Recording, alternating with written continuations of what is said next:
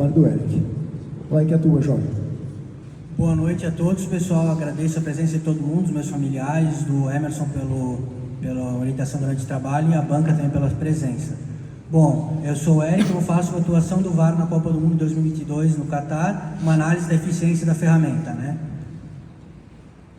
Na introdução, o futebol é o esporte mais praticado do mundo, em todos os continentes, em todos os países, desde a patota que a gente joga no final de semana até a nata do esporte, como, por exemplo, as Copas do Mundo, campeonatos europeus, enfim.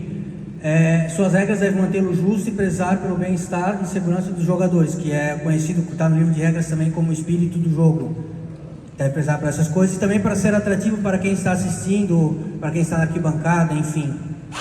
As primeiras regras foram criadas em 1863, as primeiras regras do futebol, né? E 23 anos mais tarde foi criada a International Football Association Board, que é conhecida como IFAB na sigla, né? Fundada pelas 4 federações de futebol da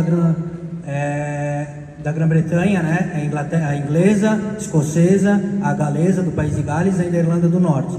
A IFAB gera e regulamenta as regras de futebol no mundo e normalmente entre fevereiro e março são realizadas reuniões para discutir mudanças de regras ou uma alteração ali, modificação. Por exemplo, as 3 substituições que a gente conhecia até pouco tempo atrás, no caso que conheceu por muito tempo no futebol, mudaram para 5 alterações e passou pela IFAB e também pelas federações de futebol.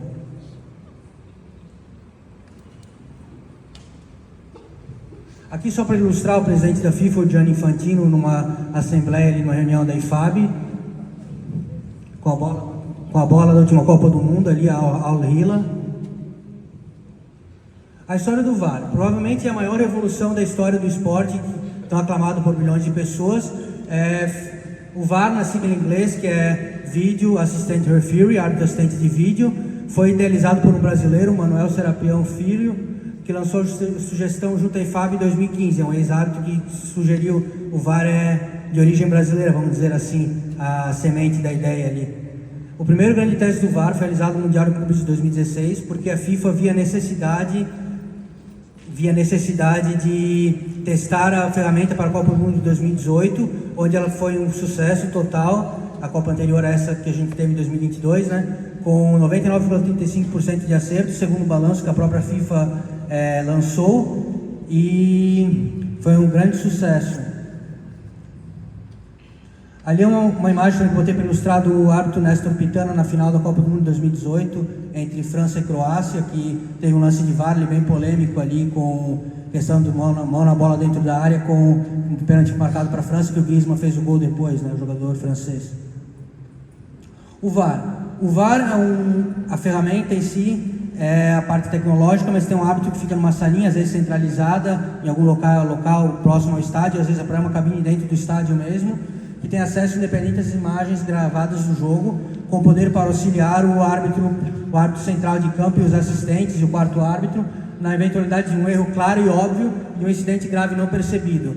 Ali é bem importante destacar erro claro e óbvio e o incidente grave não percebido, pois a gente, como torcedor, às vezes vendo o jogo na TV, fica muito querendo criticar questões que interpretação, enfim, que não são um erro tão claro assim e não cabe ao VAR decidir. A gente pode ver em campeonatos europeus, por exemplo, que quando tem lance de contato dentro da área em lance de pênalti, o VAR raramente intervém, né?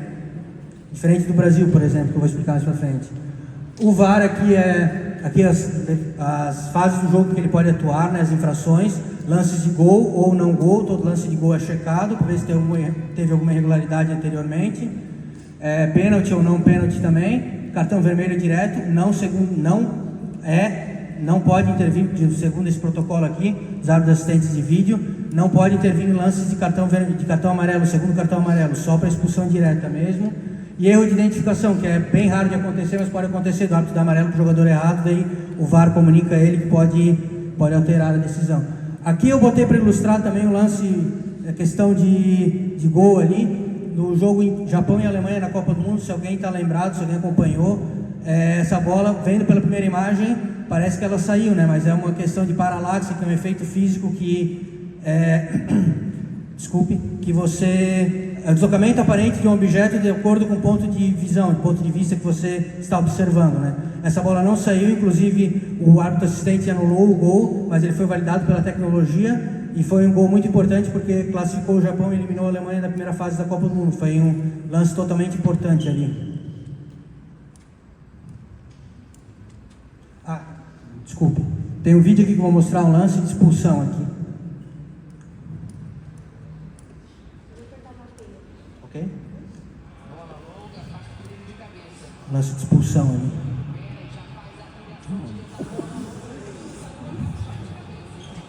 Não foi nada.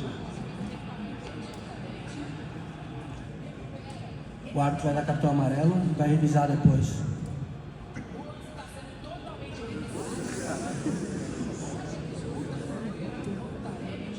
Cinco metros de perna.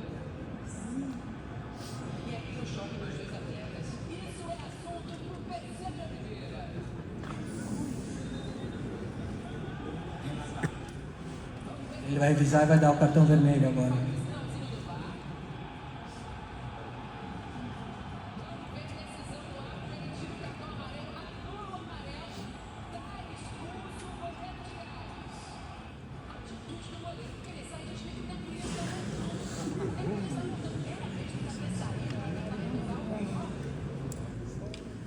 A gente pode, inclusive esse lance, se o professor Ademir quiser comentar depois esse golpe de Muay Thai ali, está convidado a vir depois. Então, esse lance também foi expulsão, foi pela, segunda regra, foi pela gravidade da falta, porque foi um lance muito forte, como todos viram, vi pela reação de vocês também, que ficaram bem abismados assim, não pela tática, pela taticidade dela em si, pela questão tática, porque tinha cobertura, enfim, isso está no livro de regras também. Sistema de impedimento semiautomático foi uma das novidades anunciadas para a Copa do Mundo do Catar, junto com teve um legado muito importante essa Copa do Mundo, pois foi a primeira vez que teve arbitragem feminina, também teve a questão dos acréscimos longos, assim, recuperando o mesmo tempo de jogo perdido, e teve essa tecnologia de sistema de impedimento semiautomático. Contou com 12 câmeras instaladas no teto de 18 estádios da Copa, todos muito próximos do outro, porque o Catar é um país bem pequeno, né? E para rastrear a bola e 29 pontos de cada jogador em campo, para identificar se o jogador encontra-se em posição de impedimento ou não. Ali vocês podem ver uma animação, inclusive eu vou mostrar esse lance também. Foi no jogo de abertura da Copa entre Equador e Catar, um lance que, se for ver, ninguém do Catar reclamou de impedimento, mas o árbitro de vídeo, essa tecnologia estava lá para corrigir o erro, né? Vou mostrar o lance agora. Ali, ó, vai mostrar.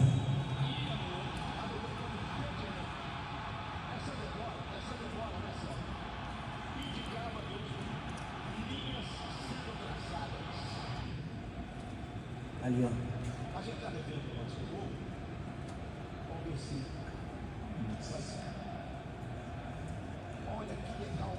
Bem milimétrico, né, ali.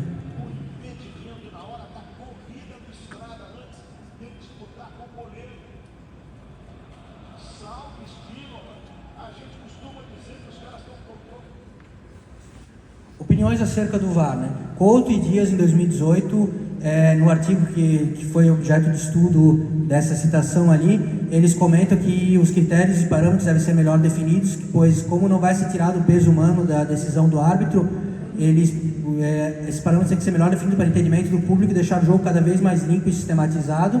Júnior, em 2018, também comentou que... Comentou que como o futebol cada vez mais profissional, cada vez mais investimentos milionários, bilionários até, a arbitragem tem que ser profissional e errar o menos possível.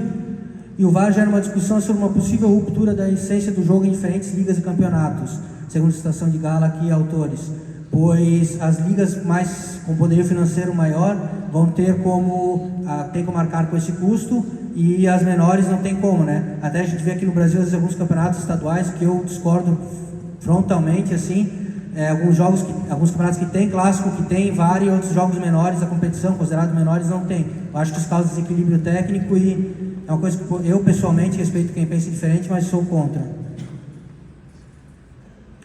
O trabalho teve como objetivo analisar a atuação do VAR durante a Copa do Mundo FIFA 2022, as decisões do árbitro de campo antes e após consultar o VAR, tempo de checagem, confirmação ou não das decisões de campo e algumas comparações com outros campeonatos e ligas pelo mundo, né? A amostra foi constituída pela análise do VAR nos 64 jogos da Copa do Mundo de 2022, em suas 6 fases: fase de grupos, oitavas de final, quartas de final, semifinais, disputa de terceiro lugar e final. Analisou-se qualitativamente as situações em que o VAR pode interferir no jogo de acordo com o protocolo: gol, não gol, pênalti ou não pênalti, expulsão direta e erro de identificação, e posteriormente essas categorias foram listadas e discutidas.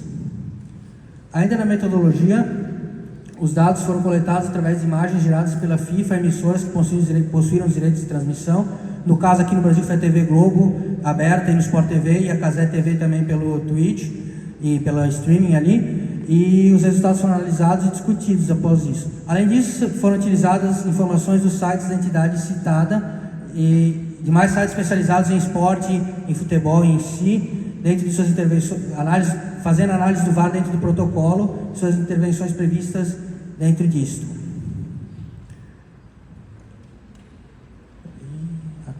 Resultados de discussão. Malleson 2022 enfatiza que a ferramenta foi muito eficaz durante a Copa do Mundo e bem rápida, sendo que após a disputa das 2 semifinais, que foi entre Argentina e Croácia, vitória da Argentina, e França e Marrocos, vitória da França, nos 62 jogos disputados até então, o tempo médio de paralisação do árbitro de vídeo foi de 1 minuto e 11 segundos quando houve paralisação na escuta do ponto eletrônico ou ida do árbitro até o monitor, né? Também, comparando com um estudo que também tem na parte escrita do trabalho, esse número foi 11% menor do que em relação à última Copa do Mundo anterior a essa, em 2018, né, que o tempo médio foi de 1 minuto e 20 aproximadamente. Houve um total de 17 paralisações para a checagem de incidentes na área de revisão do árbitro, que está ali, a ARA, em que o VAR solicitou que o árbitro central fosse até ela para rever o lance, também nesse estudo de Malleson. Das 17 checagens na área de revisão, 12 foram decisões de possíveis pênaltis, 3 decisões de gol ou não gol, uma decisão de possível expulsão que vocês viram e um pênalti anulado também. E das 17 vezes que o árbitro foi até o monitor na beirada do campo, em 15 ele alterou a decisão, apenas 2 ele manteve.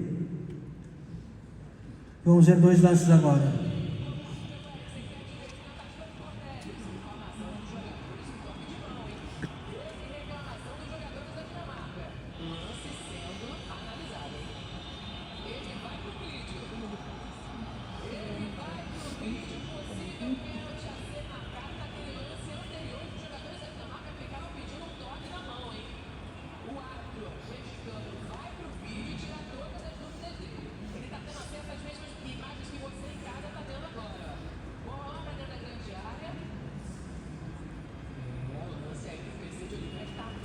Ele não deu pênalti, eu vou explicar e vou mostrar ali também.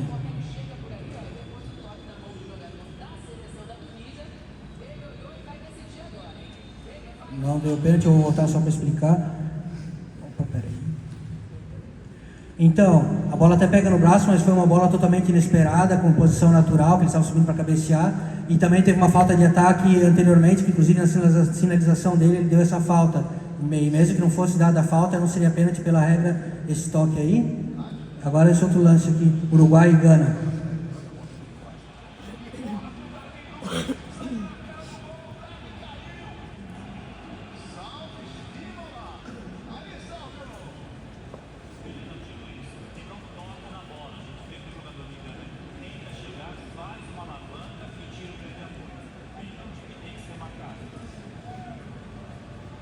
O Arthur discordou do comentarista que ele não vai marcar esse pênalti também.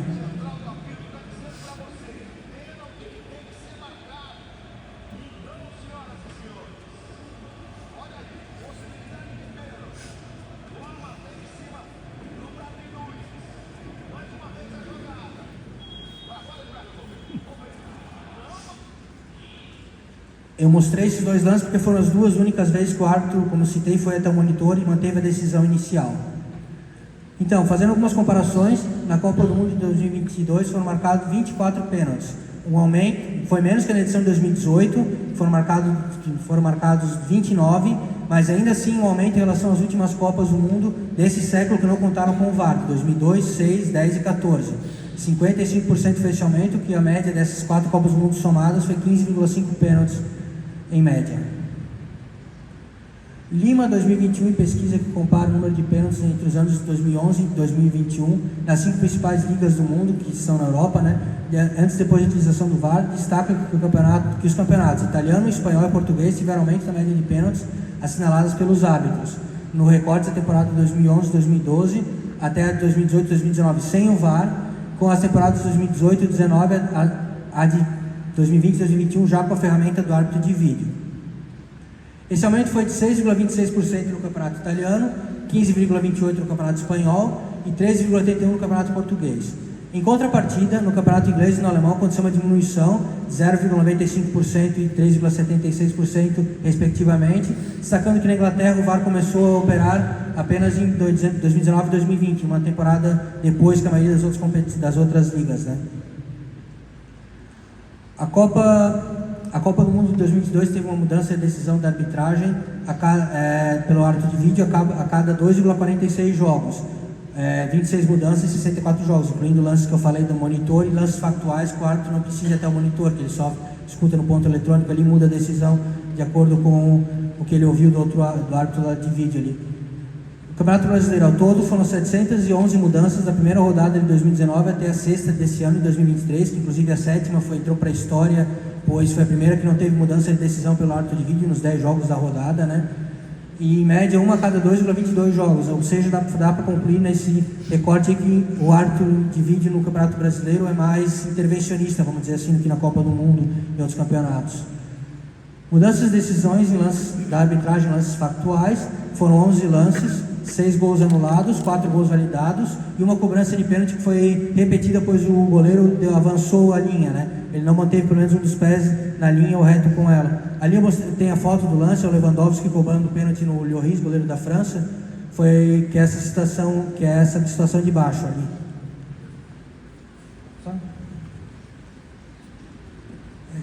Bom, para a conclusão, o VAR é essencial para o futebol moderno, trazendo mais transparência e justiça.